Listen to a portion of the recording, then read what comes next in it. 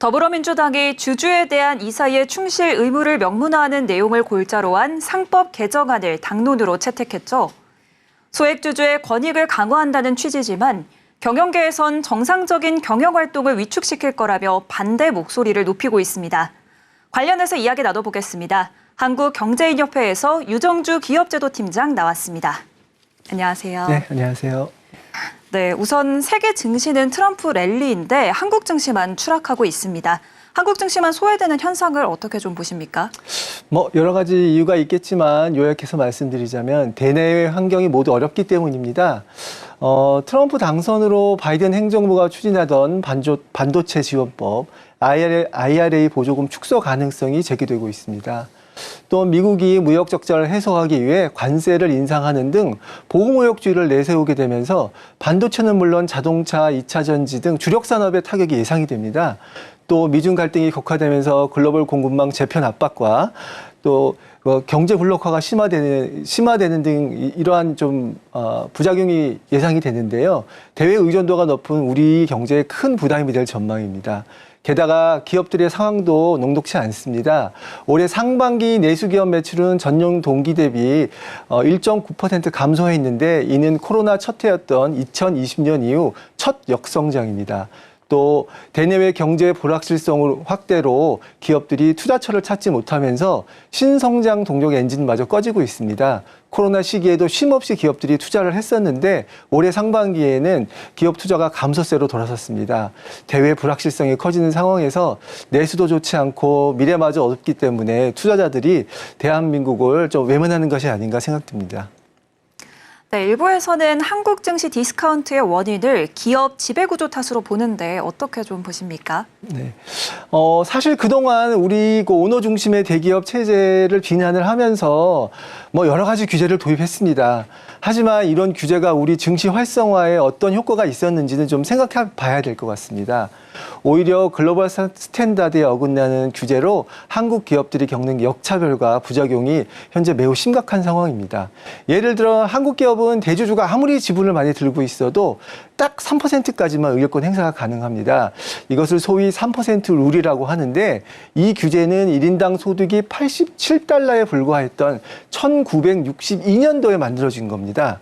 전 세계적으로 주주의 의결권을 강제로 제한하는 국가는 정말 찾기 어렵습니다. 배임죄도 마찬가지인데요. 적용 기준이 불분명해서 걸리면 걸린다라는 이런 얘기가 있고요. 또 기업들은 신산업 진출이나 M&A 구조조정들 할 때 이 배임죄 시비에 걸리지 않을까 좀 사실 불안해하고 있습니다. 오죽하면 경영자들은 교도소 담정이를 걷는다는 말까지 나오겠습니까? 정작 한국 증시가 해외 투자자로부터 외면받는 이유는 따로 있는 것 같습니다. 상장 기업에 대한 여러 규제 때문에 한국이 아닌 해외에 상장하라는 기업이 늘어나고 있습니다. 토스를 운영하는 비바, 레프블리카, 야놀자, 무신사 등 기업 가치 1조 원 이상의 토종 유니콘들이 나스닥 상장을 저울질하고 있습니다. 한국 증시가 혁신 기업을 제대로 지원해주지 못하고 있다는 그런 증거라고 할 수 있습니다. 네, 두산이나 LG 사례처럼 기업 구조조정 과정에서 소액주주가 피해를 보는 경우가 많습니다. 경영자들이 소액주주에 대한 배려 없이 일방적으로 사업을 재편한다는 게 가장 큰 문제점으로 꼽히는데요. 그래서 상법 개정 얘기도 나온 거 아닐까요? 네, LG화학이 이제 차세대 성장 산업의 배터리 사업 육성과 이제 지원을 위해서 회사를 분할해서 LG 엔소를 이제 설립을 했고 이제 그거를 증시에 상장했습니다. 이제 이 과정에서 LG화학 모회사 주주가 주가 하락으로 손해를 입었다는 건데요. 이런 일이 일어나지 않도록 하기 위해서 이사들에게 회사의 이익만 챙기지 말고 주주의 이익도 같이 챙겨라라고 하는 것이 아마 최근 국회 야당이 발의한 상법 개정안의 주요 취지이고 내용인 것 같습니다. 취지는 좋습니다. 그러나 좀 세밀하게 따져봐야 되는 것이 과연 이 조항으로 이 법이 개정된다고 해서 이게 입법 취지를 달성할 수 있을 것이냐, 이 부분은 또 다른 문제인 것 같습니다. 사실 문제가 계속 발생하는 부분이 회사의 합병 분할, 소위 말하는 M&A 과정에서 소수주주들이 이익이 침해당했다라는 부분입니다. 그래서 사실 이 부분을 외과 수술 차원에서 정밀하게 개선을 하면 됩니다. 예를 들어서 자본시장법에서 합병 비율이 잘못됐다. 그럼 산정 기준을 제도적으로 바꾼다든지, 자회사 상장 시에 모회사 주주가 손해를 봤다. 그럼 이에 대한 보완책을 마련하거나, 또 합병 분할을 반대하는 주주에 대해서는 내가 가지고 주식 사달라, 주식 매수 선택권을 행사하거나 하는 방식으로 해결하면 됩니다. 만일에 상법 개정이 통과되면 이게 헤지펀드나 해외 투기 자본이 주주이익 보호라는 추상적인 개념을 가지고 회사의 이사들을 배임죄로 고발한다든지 손해배상 소송을 한다든지 좀 경영권을 위협하는 일들이 벌어질 겁니다. 그렇게 되면 이제 회사 경영자들은 온갖 사법 리스크와 송사에 시달리게 되면 과연 경영자들이 이런 위협을 겪어가 좀 이렇게 극복해 가면서 과연 과감한 의사결정을 할 수 있을지 의문입니다. 네, 대체 이 이사 충실 의무가 무엇인지 네. 경자계가 느끼는 우려사항이나 부작용은 좀 무엇이라고 볼까요? 대체로 시장에선 이사 충실 의무를 좀 오해하는 측면이 없지 않습니다. 우리 이사 충실 의무가 상법에 규정된 건데 이 규정은 사실은 이사가 자신의 이익과 회사의 이익이 충돌할 때 회사의 이익을 우선하라는 겁니다. 왜냐하면 이사는 많은 정보들을 가지고 있기 때문에 사적인 이익을 추구할 유혹이 많습니다. 그런 짓 하지 말라는 거고요. 만약에 이런 취지에, 이 법 취지에 맞지 않게 이사 충실 의무 대상을 주주까지 확대하면 앞에서 언급한 것처럼 소송 남발 등 법적 리스크가 커질 거로 보입니다. 투자나 M&A 등으로 불이익을 받았다고 판단하는 주주들이 배임죄로 고발하거나 또 손해배상 소송을 할 수 있기 때문입니다. 실제로 미국에서는 회사가 인수합병 계획을 발표하면 이사들이 건당 한 3건에서 5건 정도의 대표 소송을 당하게 됩니다.